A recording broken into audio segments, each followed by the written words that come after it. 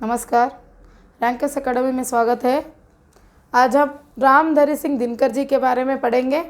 Okay, Ramdhari Singh Dinkar, doctor Ramdhari Singh Dinkar का जन्म 23 दिसंबर 1908 बिहार के मुंगेर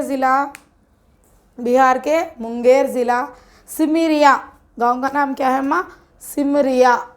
सिमरिया नामक गांव में इनका जन्म हुआ। कब हुआ? 23 दिसंबर 1908 को। इनकी मृत्यु 24 अप्रैल को 1974 कहाँ पर हुई? मद्रास में हुई। इनकी मृत्यु कहाँ पर हुई? मद्रास में हुई। कब हुई? 24 अप्रैल 1974 को। इनका जीवन काल क्या है अम्मा? 1908 से 1974, 1974 ये जीवन काल है। ओके, हिंदी साहित्य में राष्ट्रीय सांस्कृतिक काव्य धारा के कवियों में से दिनकर जी बहुत प्रमुख है। हिंदी साहित्य राष्ट्रीय सांस्कृतिक काव्य धारा बोले तो क्या है?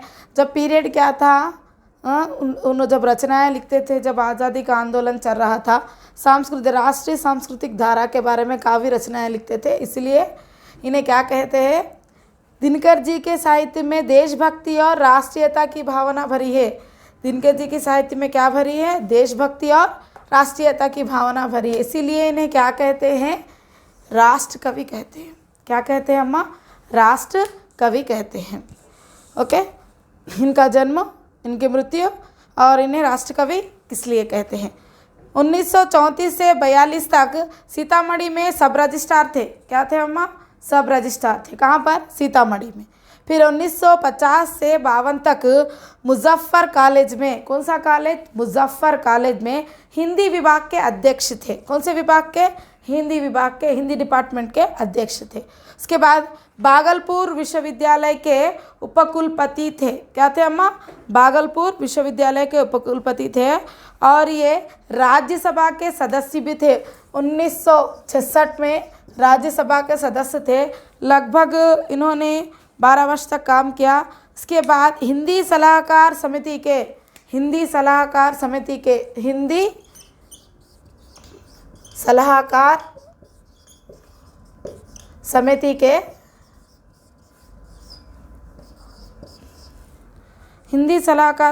सलाहकार थे। क्या थे अम्मा? सलाहकार थे। क्या थे ना?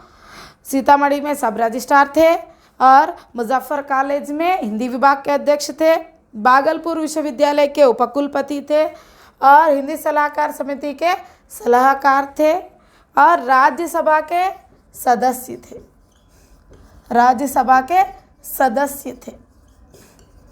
ओके, इसके अलावा ये आकाशवाणी के निर्देशक भी थे। रामधारी सिंह दिनकर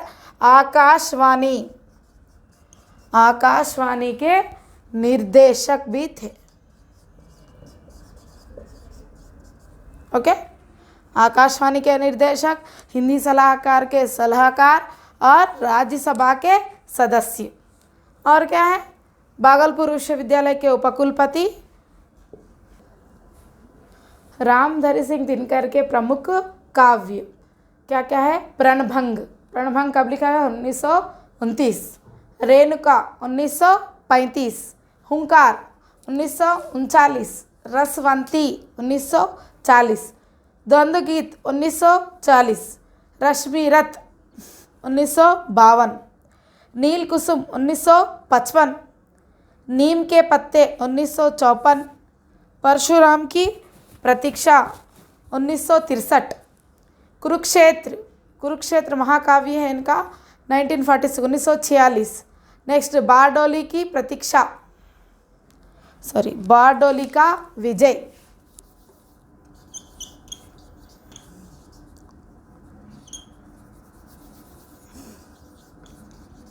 बारडोली का विजय।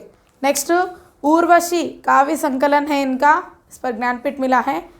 ये सब काव्य है क्या क्या? प्रणभंग, रेणुका, हुंकार, रसवंती, द्वंद्व गीत, रश्मि रथ, नील कुसुम, नीम के पत्ते, परशुराम की प्रतीक्षा, कुरुक्षेत्र, बारडोली का विजय, उर्वशी, ये सभी क्या है माँ? काव्य ग्रंथ है। और इसके अलावा इन्होंने गद्य ग्रंथ भी लिखा है। क्या है? संस्कृत के 4 अध्याय, संस्कृत के 4 अध्याय। नेक्स्ट अर्धनारीश्वर। नेक्स्ट आत्मा की आंखें। क्या है माँ? आत्मा की आंखें। इसके अलावा इन्होंने आलोचनात्मक ग्रंथ भी लिखा। आलोचना करना बोलते मालूम है ना, किसी के बारे में क्रिटिसाइज करना, जैसे कि अच्छे और बुरे गुण के बारे में या उसके बारे में बताना। किन किन के बारे में आलोचना किया है इन्होंने? पंत, प्रसाद, मैथिली शरण गुप्त। किस किस के बारे में? सुमित्रानंदन पंत, जयशंकर प्रसाद और मैथिली शरण गुप्त। और इसके अलावा शुद्ध कविता की खोज, ये भी इनका आलोचनात्मक ग्रंथ है। नेक्स्ट मिट्टी की ओर। मिट्टी की ओर क्या है? इनका निबंध संग्रह है। क्या है माँ? निबंध संग्रह। इसके अलावा इन्होंने अभी ये जो रचनाएं हैं, ओके, अब कुरुक्षेत्र महाभारत कालीन घटना को केंद्र बनाकर लिखा गया है। महाभारत कालीन घटना को केंद्र बनाकर लिखा गई रचना क्या है? कुरुक्षेत्र है।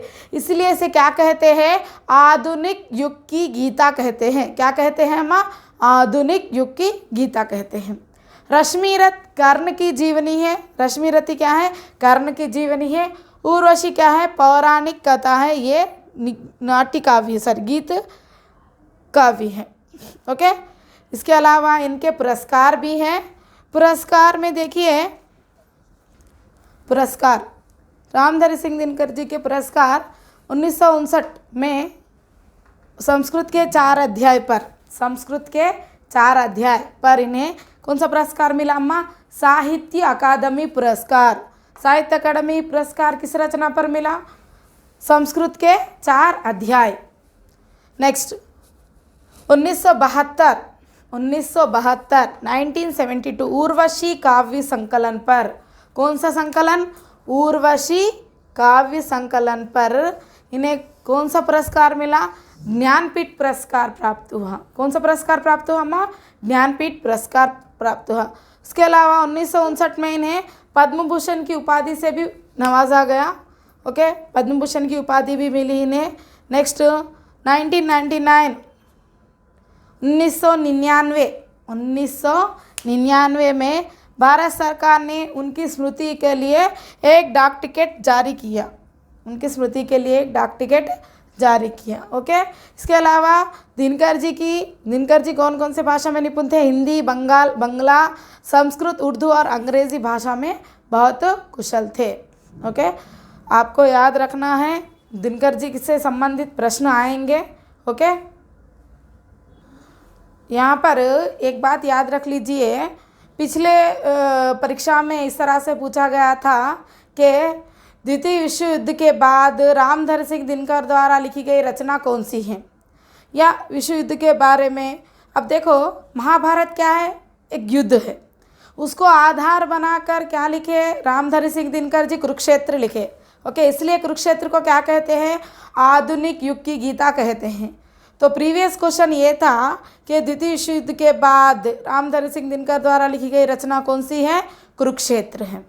ओके, कुरुक्षेत्र को क्या कहते हैं? आधुनिक युग की गीता कहते हैं।